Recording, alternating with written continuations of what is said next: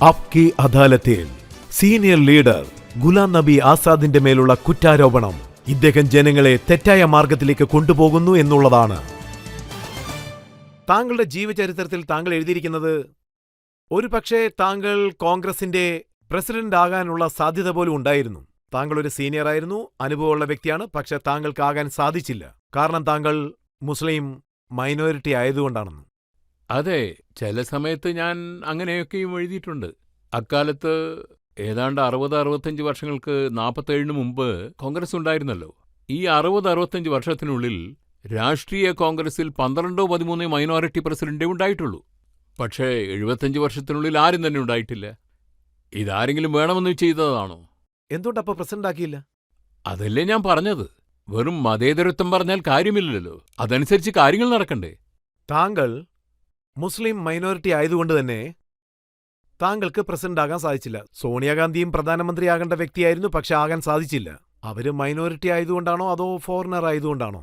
ഇല്ലില്ല, അവര് സ്വയം മൈനോറിറ്റി ആണെന്ന് കരുതിയിട്ടുണ്ടാവില്ല. അങ്ങനെ ആരും വിചാരിക്കുന്നുമുണ്ടാവില്ല. കാരണം മെജോറിറ്റിയുടെ കൂടെയാണല്ലോ കല്യാണം കഴിച്ചിരിക്കുന്നത്. പക്ഷെ അവരെ സംബന്ധിച്ചിടത്തോളം മൈനോറിറ്റി മെജോറിറ്റി പ്രശ്നങ്ങളൊന്നും തന്നെയില്ല. അങ്ങനെ ആരും കണക്കാക്കിയിട്ടുമില്ല. മെജോറിറ്റി ആയിട്ട് തന്നെയാണ് കണക്കാക്കിയിട്ടുള്ളത്. അവർ മെജോറിറ്റിയുടെ കാര്യങ്ങൾ തന്നെയാണ് ചെയ്യുന്നത്, ഹിന്ദുമതപ്രകാരവുമാണ് ജീവിക്കുന്നതും. പക്ഷേ അവരുടെ ഫാമിലിയിൽ എന്തോ ഒരു വലിയ പ്രശ്നമുണ്ടായിരുന്നു. ആ വിവാദത്തെക്കുറിച്ച് ഞാൻ പുസ്തകത്തിൽ എഴുതിയിട്ടുണ്ട്. സുഷമാജി അവരുടെ തലമുടി മൊട്ടയടിച്ചിട്ട് ദേശദേശാന്തരം എല്ലാ സ്ഥലത്തും കറങ്ങുമെന്ന് പറഞ്ഞപ്പോൾ എനിക്ക് തോന്നുന്നത് അതായിരിക്കാം അവരുടെ ഭയത്തിൻ്റെ കാരണമെന്നാ. വെറുതെ വിവാദമുണ്ടാക്കണ്ട, പുതുതായിട്ടിപ്പോൾ ഭരണം കയ്യിൽ കിട്ടിയിട്ടേ ഉള്ളൂ, അതുകൊണ്ട് ഇതാണ് നല്ലതെന്ന് തോന്നിക്കാണും. പക്ഷേ ഇതിനെക്കുറിച്ച് താങ്കൾ ഒരിക്കലും സംസാരിച്ചിട്ടില്ലേ? അതുതന്നെ ഞാൻ പറഞ്ഞല്ലോ, ഫാമിലി കാര്യങ്ങളിലൊന്നും തന്നെ ഞാൻ ഒരിക്കലും ഇടപെടില്ല എന്ന് ആദ്യമേ തന്നെ നിശ്ചയിച്ചിട്ടുള്ള കാര്യമാണ്. എനിക്ക് തോന്നുന്നത് ശരിയുമല്ല. തെറ്റായ മാർഗത്തിലേക്ക് കൊണ്ടുപോകുന്നെന്ന് താങ്കളെപ്പറ്റി എന്താ പറയുന്നതെന്ന് വെച്ചാ, LDFനെ, സമാജ്വാദി പാർട്ടിയെ, BSPയെ, ഇവരെ എല്ലാവരും താങ്കൾ കണ്ടിരുന്നു. അതെ, അവരോടൊക്കെ സോണിയാഗാന്ധി പ്രധാനമന്ത്രിയാകാൻ പോകുന്നെന്ന് പറഞ്ഞു. ഇല്ല, ആ സമയത്തൊക്കെ ഞങ്ങൾ 3-4 പേരെ ഉണ്ടായിരുന്നുള്ളൂ.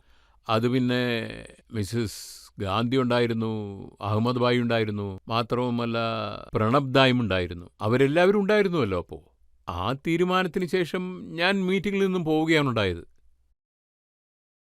പിന്നീടൊരു മീറ്റിംഗ് ഉണ്ടായിരുന്നു, അതിന് ഞാൻ പോയില്ല. ഞാൻ എൻ്റെ എതിർപ്പ് കാണിച്ചു കൊടുത്തു. അവർക്ക് അവരുടെ ഫാമിലിയിലുള്ള പ്രശ്നങ്ങൾ ഉണ്ടായിരുന്നിരിക്കാം, അതുകൊണ്ട് അങ്ങനെ ചെയ്തിട്ടുണ്ടാവാം, അത്രയേ ഉള്ളൂ. ഡോക്ടർ മൻമോഹൻ സിംഗിനെ എന്തിനാണ് തെരഞ്ഞെടുത്തത്? വളരെ ബുദ്ധിശാലിയായിട്ടുള്ള ആൾ, പഠിച്ചവർ, നല്ലൊരു ഫൈനാൻസ് മിനിസ്റ്റർ. ഞങ്ങൾ ഒരുമിച്ച് വർക്ക് ചെയ്തിട്ടുണ്ട്. മൻമോഹൻ സിംഗ് ജി 5 വർഷം ഫൈനാൻസ് മിനിസ്റ്ററായിട്ടുണ്ട്, ഞാൻ ടൂറിസം മിനിസ്റ്ററായിട്ടുണ്ട്. ഞങ്ങൾക്കുള്ളിൽ നല്ല സൗഹാർദ്ദമുണ്ടായിരുന്നു. വളരെ സത്യസന്ധനായിരുന്നു. തീർച്ചയായും അങ്ങനെ തന്നെയായിരുന്നു. പ്രണബ് മുഖർജി പ്രധാനമന്ത്രിയായിരുന്നേൽ ഒന്നുകൂടി നല്ല ഭരണമായിരുന്നേനെന്ന് താങ്കൾക്ക് എപ്പോഴെങ്കിലും തോന്നിയിട്ടുണ്ടോ? അദ്ദേഹവും നല്ല ആൾ തന്നെയാണ്. അതുകൊണ്ടാണല്ലോ ഞങ്ങൾ അദ്ദേഹത്തെ തെരഞ്ഞെടുക്കുമ്പോൾ ഒരു കമ്പാരിസൺ ഉണ്ടാകരുത് എന്ന് കരുതിയത്. അതുമാത്രമല്ല, കമ്പാറ്റിബിലിറ്റിയും അവർ തമ്മിൽ ഉണ്ടാകണമല്ലോ. ആര് വന്നാൽ നല്ല രീതിയിൽ ഭരണം കാഴ്ചവെക്കാൻ പറ്റും എന്ന് നോക്കാൻ വേണ്ടിയിട്ടായിരുന്നു. Manmohan Singh ji as A finance minister രാജ്യത്ത് ഒരുപാട് പുരോഗതികൾ ഉണ്ടായിട്ടുണ്ട്. നരസിംഹറാവു പ്രധാനമന്ത്രിയായിരുന്നപ്പോഴും ഫൈനാൻസ് മിനിസ്റ്ററുടെ മുകളിലായിരുന്നു എല്ലാവർക്കും ഒരു വിശ്വാസം. കാരണം അദ്ദേഹം എക്കണോമിസ്റ്റ് ആയിരുന്നു, എല്ലാവരും അംഗീകരിക്കുന്ന ഒരു എക്കണോമിസ്റ്റ്. കാരണം മൻമോഹൻ സിംഗ് ഒരു മൈനോറിറ്റി സമുദായത്തിൽ നിന്ന് വന്നതുകൊണ്ടാണ് അദ്ദേഹം പ്രധാനമന്ത്രിയായതെന്നൊരു ന്യൂസ് അപ്പോൾ ഉണ്ടായിരുന്നു. മൈനോറിറ്റീസ് 6 എന്നൊക്കെ പറയുമ്പോൾ ഇതിൽ മൈനോറിറ്റി ആരാണെന്ന് അറിയാമല്ലോ.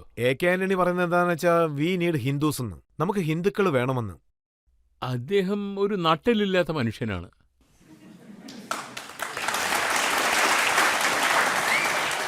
കോൺഗ്രസിന്റെ വക്താവ് സുർജിവാല എന്താ പറഞ്ഞെന്ന് വെച്ചാ, രാഹുൽ ഗാന്ധി വെറും ഹിന്ദു മാത്രമല്ല, അദ്ദേഹമാണ് യഥാർത്ഥ ഹിന്ദു. അങ്ങനെ ഉണ്ടായിട്ടും ഞാനാണ് പ്രോ-മോദി, അവരല്ല, അല്ലേ?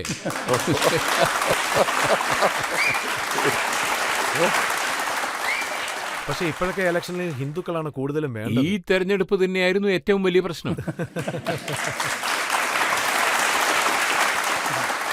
ചോദ്യം ചോദിക്കേണ്ടവർക്ക് ചോദിക്കാം. ഇപ്പോൾ കോൺഗ്രസിന്റെ അവസ്ഥ കണ്ടാൽ 2024 ഇലക്ഷനിൽ BJPക്ക് ഒരു വെല്ലുവിളി ഉയർത്താൻ സാധിക്കുമോ? അങ്ങനെ പറയാൻ പറ്റും, പക്ഷെ ഞാൻ പറയില്ല. കോൺഗ്രസിൽ ചെറിയ ചെറിയ ആളുകൾക്ക് വന്നു തുടങ്ങി. പക്ഷേ സത്യത്തെ അവർ അംഗീകരിക്കാൻ തയ്യാറല്ല. അവർ താങ്കളെ മീർ ജാഫർ എന്ന് വിളിക്കുന്നു. ഇവർ തന്നെയാണ് മീർ ജാഫർ. മനസ്സിലാവുന്നുണ്ടോ? കോൺഗ്രസിനുള്ളിൽ ഇരുന്നു കൊണ്ടു തന്നെ കോൺഗ്രസിനെ നശിപ്പിക്കാൻ ശ്രമിക്കുകയാണ്. ഞാൻ വെളിയിലിരുന്നിട്ടും വെളിയിൽ വന്നതിന് ശേഷവും വെളിയിൽ ഓപ്പോസിഷനിൽ ഇരിക്കുമ്പോൾ പോലും കോൺഗ്രസ് വീണ്ടും വരണമെന്നേ പറയൂ. തീർച്ചയായും ജനാധിപത്യം കോൺഗ്രസ്സുകാർക്കൊന്നും ഒരിക്കലും ഇത് സ്വീകരിക്കാനേ കഴിയില്ല. ഞാൻ ജനാധിപത്യത്തിന്റെ നല്ലതിനു വേണ്ടി നല്ലൊരു നാഷണൽ പാർട്ടി ഉണ്ടായിരിക്കണം. 2 നാഷണൽ പാർട്ടി തീർച്ചയായും എന്താ ഉണ്ടായിരിക്കണം. പറയുന്നത് വെച്ചാൽ ഡെമോക്രസി എന്നൊരു കാര്യമേ ഇല്ലെന്ന്. ഡെമോക്രസി തീർന്നിരിക്കുന്ന മോദി എല്ലാവരെയും കഴുത്ത് ഞെരിക്കുകയാണെന്ന്. ശരിക്കും നോക്കുകയാണെങ്കിൽ ഇവരവരെ ഹെൽപ്പ് ചെയ്യുകയല്ലേ ചെയ്യുന്നത്. മോദിജി ഇവർ ഹെൽപ്പല്ലേ ചെയ്യുന്നത്. മോദിജി 24 മണിക്കൂർ ജോലി ചെയ്യുമ്പോൾ അതിനെ തോൽപ്പിക്കാൻ വേണ്ടി ഇവർ 48 മണിക്കൂർ ജോലി ചെയ്യാൻ തയ്യാറായിരിക്കുകയാണിപ്പോ. ഇനിയും ഒരു ചോദ്യത്തിന് ഉത്തരം ലഭിച്ചിട്ടില്ല. 2024 എന്ത് സംഭവിക്കുമെന്നാണ് ഇല്ല, താങ്കൾക്ക് ഇല്ല, തോന്നുന്നത്? ഇല്ല. അതൊന്നും പറയാൻ ഞാൻ ഒരിക്കലും ഒരാളല്ല. ഒരുപക്ഷെ ഞാൻ പറയുകയാണ് BJP ജയിക്കും, അപ്പോൾ ഞാൻ BJP-കാരനായി. കോൺഗ്രസ് വളരും എന്ന് പറഞ്ഞാൽ അപ്പോൾ ഞാൻ വീണ്ടും കോൺഗ്രസ്സുകാരനായി എന്ന് പറയും. പക്ഷെ താങ്കൾക്ക് ജനങ്ങളോട് പറയാമല്ലോ, എന്താ കാര്യം എന്നുള്ളത് വ്യക്തമാക്കി പറയാമല്ലോ. അതൊക്കെ നിങ്ങൾക്കും അറിയാം, എനിക്കും അറിയാം, ഇവിടെയുള്ള എല്ലാവർക്കും അറിയാം. എന്താ ഞാൻ പറയുന്നത് ശരിയല്ലേ?